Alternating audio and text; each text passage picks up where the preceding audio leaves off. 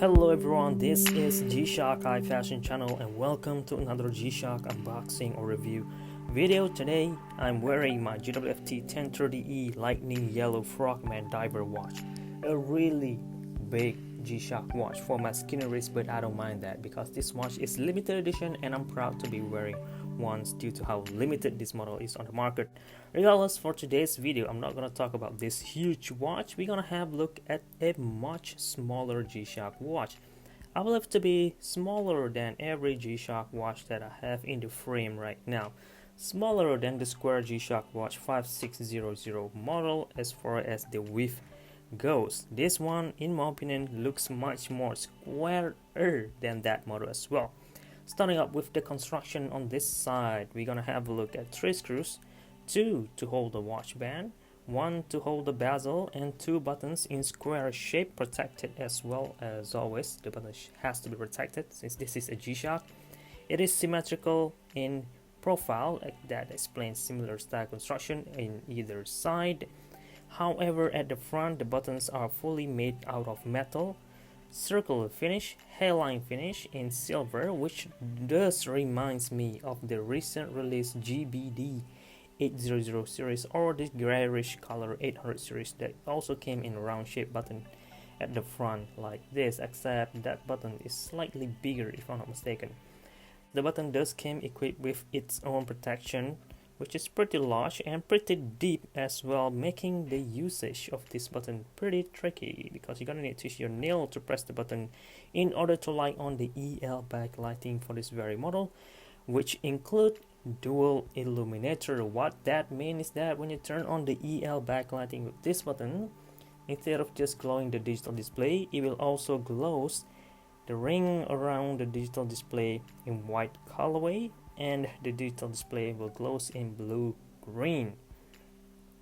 I'm getting way ahead of myself right now into the functions. Let's move back out to the construction, guys. So here is the watch band. You guys could see that it built together into this bezel, and it is indeed screwed alongside to the bezel and to the watch band. So the look on this very model is made to be special for this model alone, so you cannot just easily interchange between different G-Shock watches strap, for example, from this guy or even a Modmaster model like this. The watch band also being further supported with this 2 resin part, which is a part that is connected to the hard case itself. So the overall construction on the watch look of this very model is really solid, combining the hard case, the watch band, metal screws, and also the bezel, all 4 layers at the same time. So this guy is really tough and at the same time really comfortable as well. The watch band in this case already beaten up, so you're gonna see a lot of used marks, but that's just for the paint. The watch band, the resin itself, still holding up very well, and it is really thick as well compared to the usual watch band on the market. It does have this 12 square pattern on it, just a trademark for this very model alone, and square holes in the middle all the way to the end. The watch band is tapered a little bit at the top and just plainly goes to the end and curve like so at the tip. Same goes with the other side of the watch band, which in this case now have a G-Shock writings in black.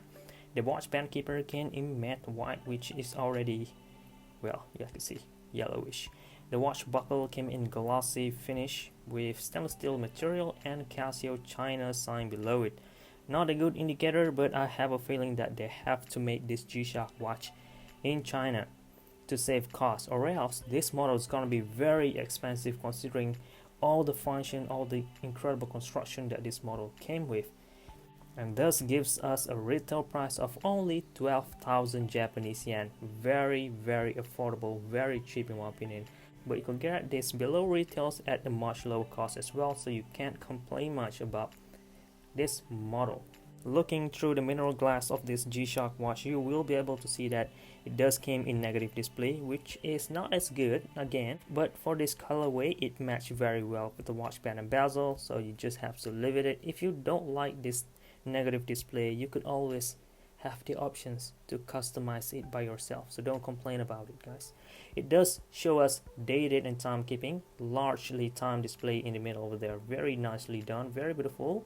And if you press the mode button once, it will enter the mode called the world time, 48 cities, 29 time zones. Next function will be a stopwatch ranging all the way to 24 hours and also count in feature as well.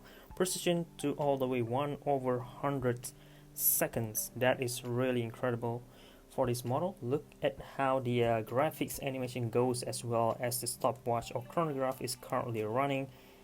Really incredible, just mesmerizing to have a look at. Press the mode button again, will brings into the countdown timer mode. Start the countdown timer with a range of 24 hours as well. You could set this all the way to the very seconds with auto repeat function equipped in this very model. Press the mode button again, will brings you into the next mode called the alarm, a multi-alarm all the way to 3 of them, including snooze and of course hourly chime, aka the signal. Next mode will brings you back to home time, and that's not all. You also have auto light features which could be turned on using this upper right button. Press and hold it, and all you need to do is just tilt the watch and it will light on the EL right away. So you don't really fully need to rely on pushing this hard to push button because of how deep it was buried in there. So you get that covered.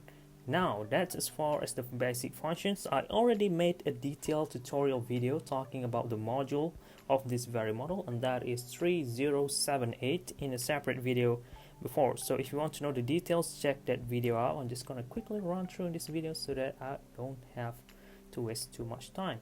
Moving to the backplate of this very model now, we're gonna have a look at all the details, the specification as well, including the reference number. That is G8100A, stainless steel back made in Thailand, water resistant to also 20 bar. So you have your water resistant covered, and of course shock resist structure. So everything is fully thought out, very nicely designed at the same time without compromising the toughness of a G-Shock watch. So that's as far as the construction, some of my thoughts and opinion, and also the function. Moving back to the watch face, you guys could see that they have 2 frames on top here. This black bars is actually made out of aluminum. It doesn't feel like a metal, but it is indeed made out of metal. The watch face is fully protected by the square bezel at the front as well, which could be customized. In this case can be white. You could swap to other colorway if you are able to find the watch band and bezel for this very model, which is, I gotta say, not easy at all because of how old this model is. If you are thinking about getting the watch already, let me show you guys how the watch will look on your wrist. In my case, I have a 15 centimeter circumference wrist. I'm more like a skinny guy, so I have a skinny wrist. So if you have a bigger wrist, no problem at all. In fact, having a bigger wrist will make this watch looks better on your wrist. Look at that. This is how it looks like. If you have a smaller wrist, then you could wear it all the way up here. Look at it.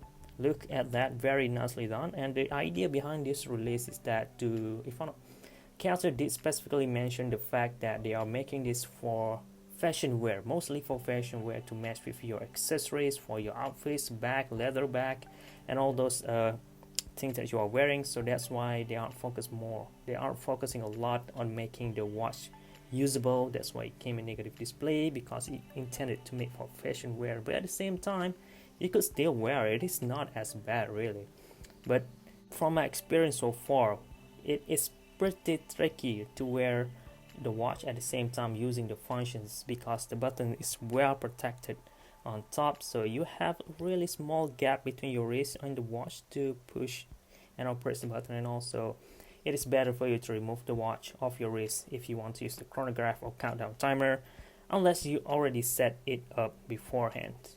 So assuming you're liking this G-Shock watch and you're planning to get this model and you are already decided to get one or wearing one, let me tell you guys that the battery will last you for over 5 years, making it very versatile to be wear over time. And again, at 12,000 Japanese yen plus 5 years battery life, and in this case already proven to last over than 10 years and still working. The watch is still working, totally worth the price. Anyway, that's it from me. I hope you guys found this video a little bit useful, informative, and entertaining as well for your future reference. Leave a like if this video does helping you. with your future purchase decision or increase your options into G-Shock collection. That's it. Thank you very much for watching. This is G-Shock High Fashion Channel, and out.